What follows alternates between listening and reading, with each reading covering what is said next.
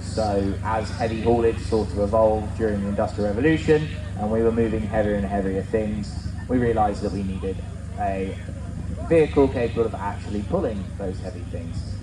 The other half of it, and you can see an excellent example of a small one, is what's called portable engines. They're steam engines which used to provide power to farming equipment, and they don't have any way of powering themselves. They were towed field to field, they would follow the harvest, and they would power the equipment because it was much too expensive for a farmer to own one, so instead they would rent them. And those portable engines, somebody looked at that and went, it's got all that power, if only it could power itself. Hence the traction part, they have traction. So our first one coming in is a smaller model. So the models are all handmade. The guys have machined all the parts. So those of you who remember your metalwork from school, lots of lathe work, an awful lot of lathe work. And then the larger parts are made from castings. So the castings are done generally with like loft spans, the very old method of casting, but it still works, it's brilliant. Sizes on traction engines are generally done in inches. They are imperial machines after all, so they're known as sort of 2 inch, 3 inch, 4 inch. What that means is that's how many inches to a foot. That goes completely out the window though, because traction engines, when they're full size, vary massively. So you can have a 4 inch a 4 inch McLaren. Now McLarens are known for being a really big engine. It's about the same size as a 6 inch Burrell. So the steam lorry currently taking it down the inside, that's a 4 inch. So that's 4 inch to a foot, so that's third scale. So if you imagine how big that would have been as a full size. That's a Foden. So Fodens use the standard horizontal boiler, which you sort of think of when you look at a train. Coming along with the lovely yellow is a Sentinel lorry. So Sentinel kind of specialised in these vertical boilers. They were much safer in many ways. I will hasten to add that every vehicle we have here is inspected and is perfectly safe. Although steam is quite volatile, they are inspected yearly to make sure that they are still safe, and then on top of that they have to have 3 ways of getting water back into the boiler. So essentially how they work is it's a giant kettle on wheels. You shovel coal in, you make that nice and warm, you boil the water. When the water expands, it then needs to go somewhere, so you give it somewhere to go in the form of a piston generally sat on top. It then powers the wheels. A lot of the time that wheel power is actually done through a chain drive, which is why if they ever slow down you get this big clanging noise. That's the chain actually lagging. And then to keep that safe they have safety valves. So if I sit in here and I talk along a lot, what they've done is they've put a big old fire in their engines to get them in and to get them moving about. If I waffle about and make them stand still for ages, you'll start to see them shooting steam out the top. Now that's a safety feature, that's it relieving pressure to make sure that the engine stays within its safety limits. Back in the day when the crews were out on the roads on them, losing steam like that because you'd hit your safety gauge was a bit annoying, because you'd have to then shovel more coal. So it wasn't unusual for crews to generally get a coin into the safety device to stop it from working, and then just kind of risk it. So they'd be hauling along, hoping to keep the pressure where it needed to be, and it's not unusual to hear stories of 1 or 2 engines that have gone pop outside of a pub because they rode it hard all day, decided to stop for dinner, forgot about the engine and the fact it's now got no safety features, and the engine would then go pop outside the pub. These days, when this lot go out on the road, and a lot of them are road registered, they have this weird tendency of running out of steam outside of the pub. And then they have to stop, and it takes an hour or so to get some steam back in, so they have to stop and have a drink at the pub. And it's really magical how they always manage to run out right as they hit the pub.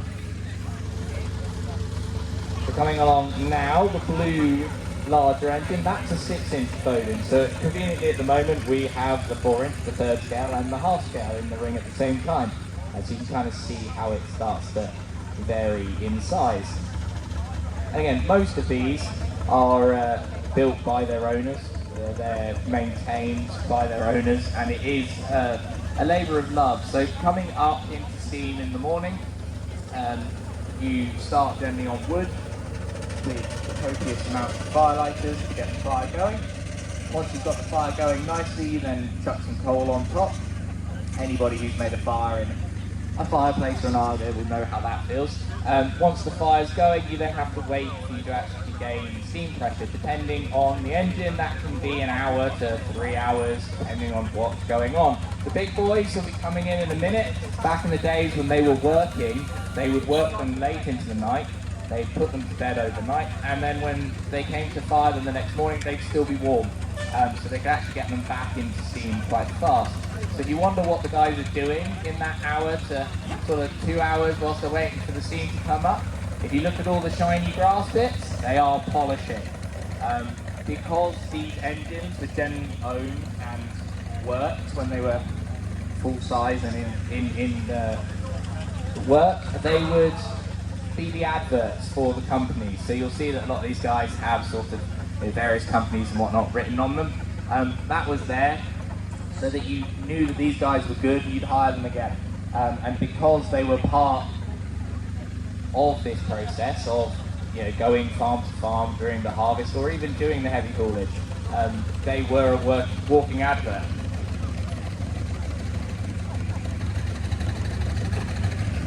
So that's why they were quite pretty. We've got a lovely, and kitchen, we've got a lovely Showman's engine doing the rounds here as well. So it's the green one, currently off to my left. Showman's engines were traction engines that pulled generally the rides for shows, hence Showman's engine. They were owned by Showman. They are about as pretty as you get. So they have a full canopy so that when they're sat about or on the road, it's pouring with rain, they're actually under cover, unlike a lot of the agricultural stuff, which you just get wet. And on top of that, they have a dynamo on the front. So you strap the dynamo up to the flywheel and you can generate power.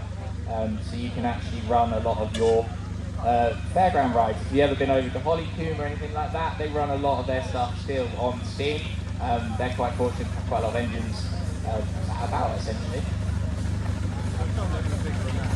So we now have the first of our full-size engines, and you start to get an idea of scale on some of these engines. First one's a Fowler, nice, big, powerful engine, and then following behind you have your classic steamroller. So the other big use for steam engines, when we started actually moving things long distance, we suddenly realised that the roads needed to be a little bit better than a dirt track, and we started having to make roads. So the guys, they started actually needing things like road rollers. So road rollers such as that one, big old heavy front roll, and then two big heavy rolls on the back as well. They would generally have sprays running to stop the tar that they're picking up as they're going from clagging up the wheels. One of the things that we always get asked is what sort of brakes do they have, and the question is yes, they do have brakes, they're just not very good. Quite often it's just a wooden block you essentially just ram against the wheel.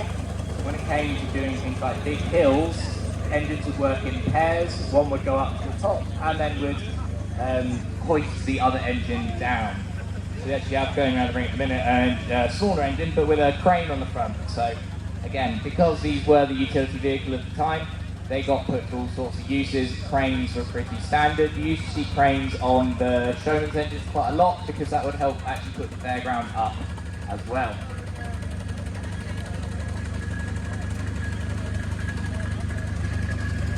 Now, road rollers would be on the road when they were going job to job. So if you look at the big steamroller behind me, and well, in front of me, and then the other one off to my right, you'll see that all the moving parts have been hidden. Now, when they started being used on the roads, people with the heavy haulage horses understandably got a bit grumpy because you don't have to feed these hay, you don't need to let them sleep. They were the future. And to kick back against that, they said that all the moving parts on a steam engine that are flying around are going to scare their horses, and they forced an action through Parliament that meant that all the engines which were on the roads had to have the moving parts covered. So you can always tell an engine that was designed for road use because it will have all the moving parts covered. Not much you can do about the flywheel, that's a bit too big to hide, but all the pistons and everything going backwards and forwards, they get covered so as not to spook the horses. The thing we always end up talking about is coal. So of course these all run on coal. Everybody thinks that coal is this nasty, dirty stuff. Realistically, Welsh steam coal, some of the best in the world. Unfortunately, we're not allowed to mine it anymore. So how the current government works with how CO2 works, if we mine it in the UK, they count every bit of CO2 that's produced the whole way through the process. If we import it from overseas, it only counts once it lands in the UK. So these days, most coal in the UK, even though we're sat on about 1,000 years worth of coal, actually comes from Poland. Hilariously, it all came from Russia before the war in Ukraine broke out, and now it all suspiciously comes from Poland. Perfect, gorgeous Welsh steam coal, you would get just nice white smoke coming out the top. What you can see coming out of any of the chimneys that isn't perfectly white is the other bits in the coal, and that's what you want. You want nice high quality coal so that it burns nice and clean and it burns completely so that you actually get a nice hot fire under there.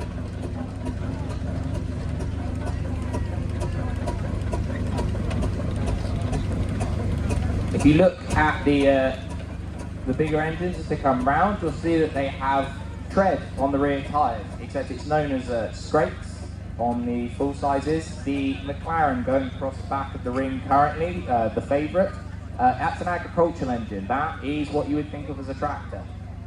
Back then, it's much, much larger, obviously, would do many more things than what a tractor currently does. But to make sure it didn't get stuck in the mud, it's got those big, well, these days they are rubber panels on them to give it some grip. Back in its working life, those would have been metal.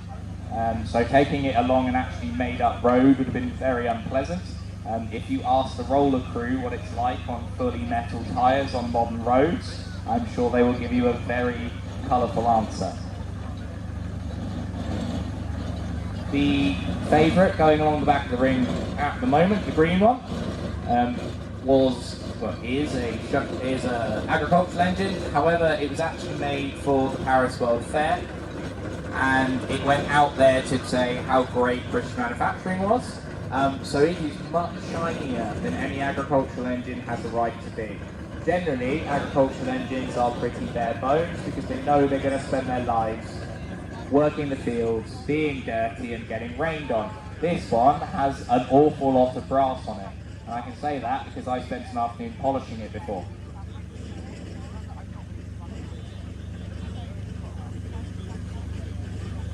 What we'll do is we'll let them sort of have a bit of a trundle round, we'll get them lined up, and then we'll do the whistle off, which is always a highlight of the weekend for everybody. It is very loud, so if you don't like loud noises, I would suggest plugging your fingers in your ears.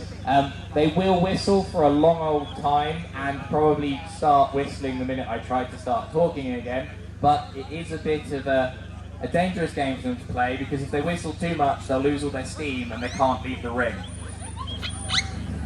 There we go, they're starting early. There's an assortment of whistles. Obviously they're there to tell people that the vehicles are there. Oh God, they've started early.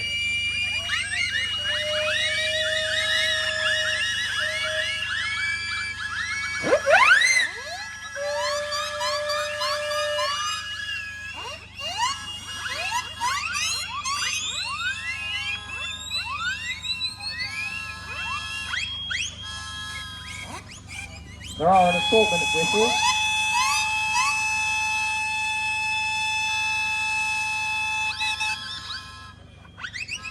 They were mostly for communication, so if you're working with another engine, you'd whistle to let them know what you were doing. But then you've got the fun sirens, which you can hear going off. Those are generally fitted to showman's engines because they're a bit more jovial, and they'd quite often just make noise while the fairground's going.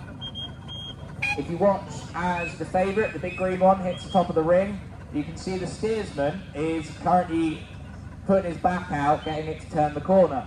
All engines are chain steered, so there is literally a gear under there and the chain. So to get it to go around the corner, you wind it on all the way, and then the minute you're done turning, you got to wind it all the way back again. Trying to do a roundabout is really quite fun, because you just about finish your turn when you're going back the other way. Most engines in their full size and working life would have been designed to use for 2 people. So you would have an engineer and a steersman. Steersman generally on the left hand side, looking over the flywheel, and then your engineer on the right hand side. However, road rollers, some of the smaller engines would have been designed to work with 1 man, known as single manning it. I have seen people single man a lot of these engines in here.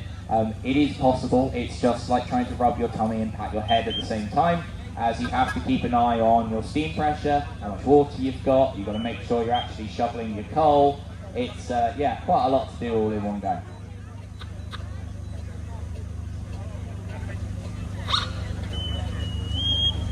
Right then, we will let the big boys finish their lineup.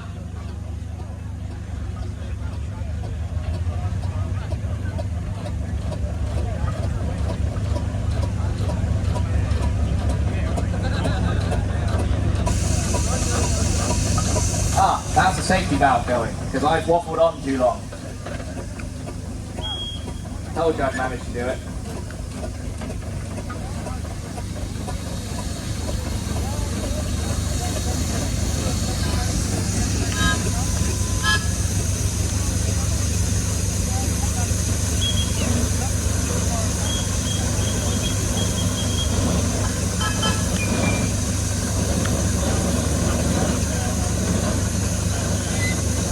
Don't hide behind me, that won't work.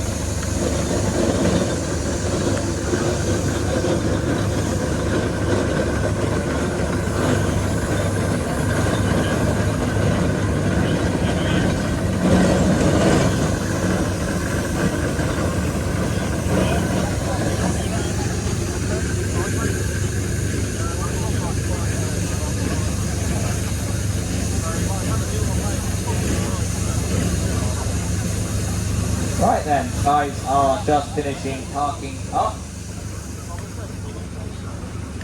As always, these are lovingly maintained by the people who are currently driving them.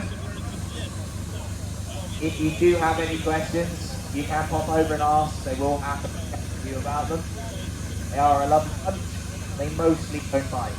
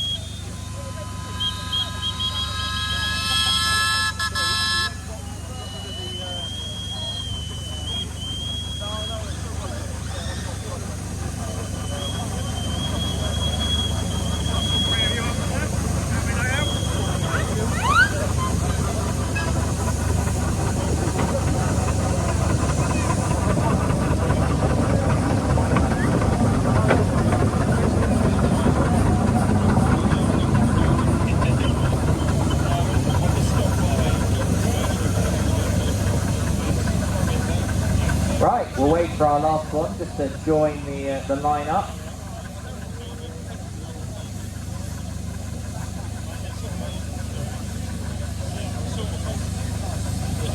Earlier, I would suggest, if you don't like loud noises, get your fingers in your ears because it is rather loud. We'll give them a countdown and then get them going.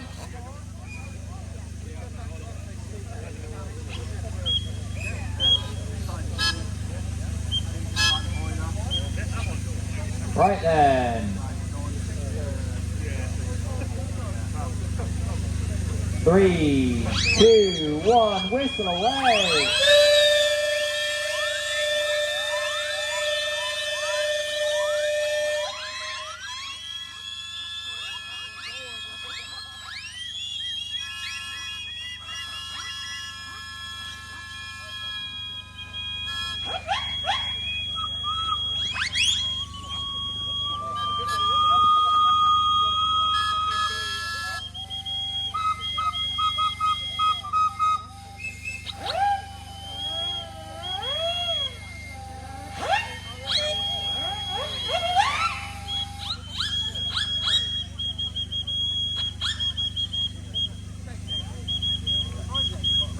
Give them a round of applause, ladies and gentlemen, back in your steam section.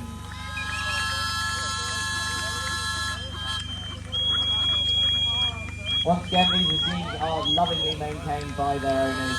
Do have a chat with them, they do love talking about them. And yeah, it is a lot of work to keep them going and to get them here. All the big stuff, well, most of the big stuff arrived under its own power over the last couple of days and are doing the rounds of the other rallies in the area. So if you do want to see them, head off to one of the other rallies, or even better, just come back tomorrow. They'll still be here. What we'll do now is we'll get the guys out that don't want to do rides or are too small to do rides and things, and then the ones remaining, if people want to start making a nice orderly queue on the corner, so go past the old ice cream van, don't succumb to temptation, keep walking. You'll find one of my colleagues in a high vis on the corner, give us some money, and then we'll get you up and having a go on something.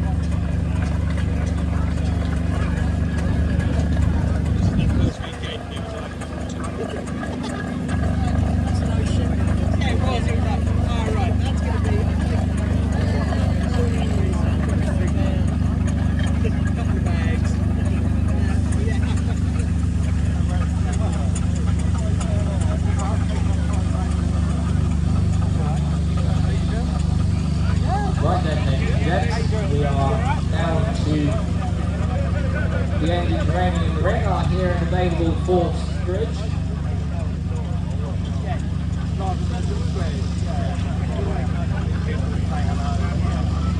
So if you head on down past the ice cream van remaining in the far corner of the ring, you'll meet one of the lovely rally stewards there who will happily take your transport donation, and then you can jump up on an engine and have a steer.